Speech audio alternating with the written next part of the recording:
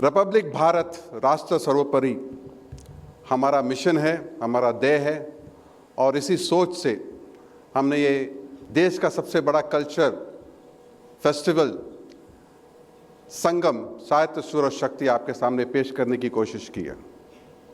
जैसे मैंने कहा कि मेरे पास कोई शब्द नहीं है, लेकिन मैं उन लोगों से कुछ कहना चाहूँगा जिन्होंने मिल के इस मंच को आज पॉसिबल किया है हमारे देश भर में सभी दर्शकों के सामने लाने का।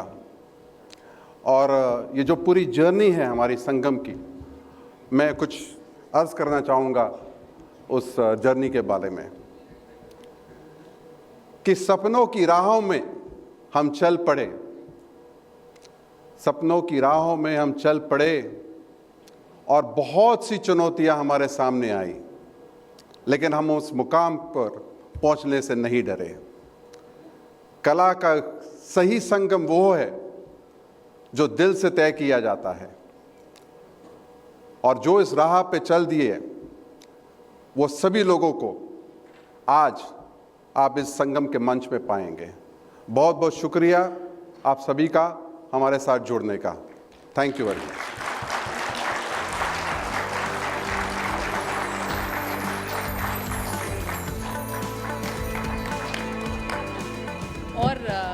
संगम की मुझे लगता है क्योंकि वैदिक मंत्रोच्चार के साथ शुरुआत हुई है, तो वो ऊर्जा हमारे जो लोग यहाँ पर अतिथि बैठे हैं उनमें थोड़ी दिखनी चाहिए। तो तालियों के साथ एक बार ज़रा संगम की शुरुआत को बढ़ाते हैं। और इट्स अ फुल हाउस, सुबह सुबह आप लोग सब आए, उसके लिए आपका बहुत बहुत धन्यवाद है।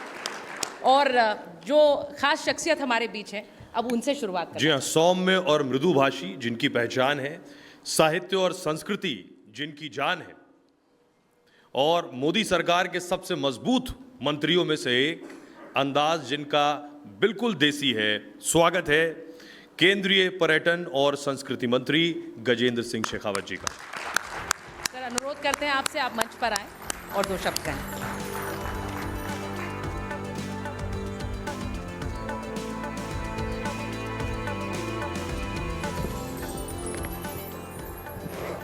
मैं अपनी बात कहूं उससे पहले धन्यवाद करना चाहता हूं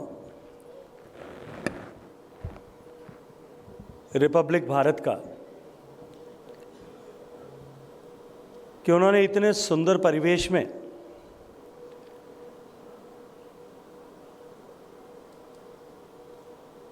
ऐसे सुरम्य वातावरण में और एक ऐसे कैंपस में जहां आकर के हर एक भारतीय अपने आप को भारतीय होने पर गर्व कर सकता है। भारत के बदलते हुए परिदृश्य का जिस जगह पर दर्शन हो सकता है, ऐसे अनेक जगहें देश भर में हो सकती है, लेकिन उनमें से एक इस सुंदर परिसर में ये कार्यक्रम आज भारत के साहित्य, भारत के सुर और शक्ति, इन तीनों पर आयोजन किया है। मैं हृदयपूर्वक हर्ष भंडारी जी का और मेरे मित्र अर्नब गोस्वामी जी का और पूरी टीम का इसके लिए बहुत सारा धन्यवाद करता हूं, अभिनंदन करता हूं।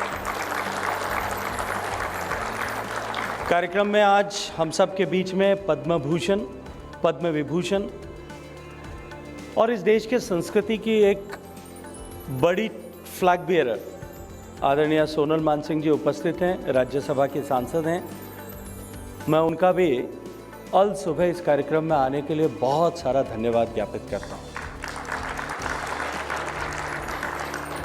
मित्रों, भारत का साहित्य यदि उसकी चर्चा करना प्रारंभ करें तो वैदिक काल से प्रारंभ होती है, लेकिन कालांतर में भारत की प्रगति और भारत के ऐश्वर्य और भारत की बौद्धिक संपदा, इन तीनों को देखकर भारत को जानने के लिए जो लोग पूरी दुनिया से भारत में आए और भारत की स्थाति की जानकारी विश्व भर के बनेक लोगों को हुई, तब भारत की सभ्यता और संस्कृति इस उत्कर्ष से जलन रखने वाले ऐसे बहुत सारे लोग आक्रांता के रूप में भारत में आए और मानव सभ्यता के लिए हजारों साल के उस शोधपरक साहित्य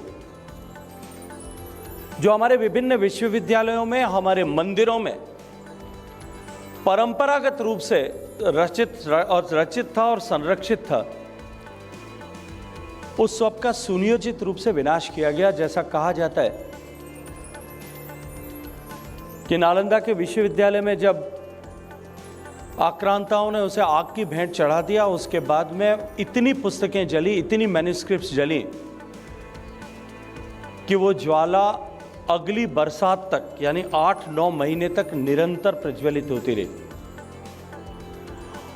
और इस तरह के आक्रांताओं के कारण से, इस तरह के आक्रमणों के चलते हुए भारत में लिखित साहित्य की जगह श्रुति की परंपरा प्रारंभ हुई। और इस श्रुति की परंपरा ने, जो हमारे यहाँ ऋषियों मनीषियों को मंत्र दृष्टा ऐसा कहा गया, उसको एक नई सार्थकता और नई परिभाषा दी। भारत में वैदिक मंत्र जिनका उच्चारण अभी किया गया, ऐसे सभी वैदिक मंत्रों को रचयिता, ऋषियों मनीषियों को मंत्र रचयिता के रूप में नहीं, मंत्र दृष्टा की ऐसी संज्ञा दी गई थी, क्योंकि उन्होंने अपने अनुभूत ज्ञान, उस ज्ञान को प्राप्त करने के बाद, उस ज्ञान को अनुभव करने के बाद में शब्दों में पिरोया था। इसलिए उस देखे हुए ज्ञान को शब्दों में पिरोने के कारण से उनको मंत्र दृष्टा ऐसा कहा गया था। लेकिन कालांतर में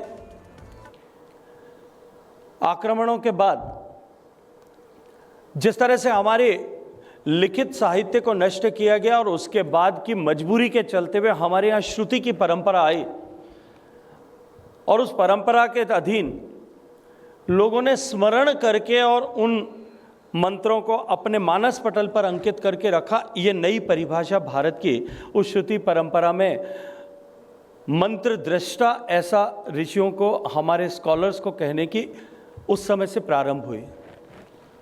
और वो कहा कि एक बड़ा मंच आज लगने वाला है और उसमें कई शख्सियतें ऐसी होंगी जिन्हें सुनने के लिए आप इंतजार कर रहे हैं। खबरों की दुनिया में रिपब्लिक मीडिया नेटवर्क राष्ट्र सर्वोपरि की भावना से आगे बढ़ता है, और आज मुझे लगता है कि वो भावना आज इस संस्कृति के समागम में भी नजर आएगी। तो कुर्सी की पेटी बांध लीजिए, क्योंकि आज का मौसम बदलने वाला है। धूप खिली है सर्द मौसम में, और हम शुरू करने जा रहे हैं रिपब्लिक के संगम का शानदार सफर। हम बहुत आभारी हैं कि आज संगम के इस बड़े मंच पर हमारे साथ मौजूद हैं भारतीय संस्कृति और पर्यटन मंत्री श्री गजेंद्र सिंह शेखावत जी। तालियों के साथ स्वागत करिए।